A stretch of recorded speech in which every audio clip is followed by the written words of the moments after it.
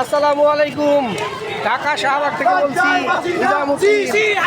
আজ আমরা সকলে উচ্ছ্বাসিত, আনন্দিত। স্বৈরাচার শেখ হাসিনা আজ বাংলাদেশ ছেড়ে পালিয়েছে। সমগ্র দেশবাসী আজ আনন্দ উদ্বেলিত, উচ্ছ্বাসিত।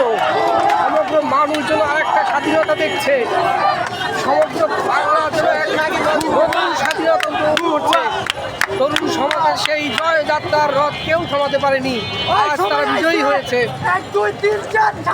সকলের উদ্দেশ্যে একটা কথাই বলতে চাই, অত্যাচার, জুলুম, নির্যাতন করে কেউ বেশি দিন টিকে থাকতে পারে না। স্বৈরাচার শাসকও পারেনি, শেখ হাসিনাও পারেনি। এদেশের স্বাধীনতাকে যারা হরণ করেছে বারবার, এদেশের মানুষের বাক শক্তিকে নিয়েছে যারা বারবার, এদেশের মানুষকে যারা বারবার নির্যাতিত করেছে, তারা আজ সব সময় হেরে গেছে। আর এদেশের সাধারণ মানুষ বরাবরই জিতেছে।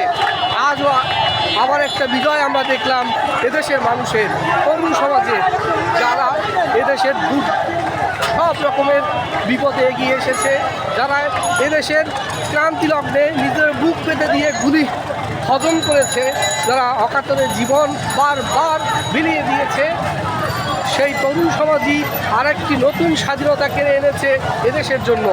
আমরা তাদেরকে সাধুবাদ জানাই, আমরা তাদেরকে শ্রদ্ধা জানাই, তাদেরকে ভালোবাসা জানাই। সকলে ভালো থাকবেন, সকলের জন্য রইল আমার শুভকামনা।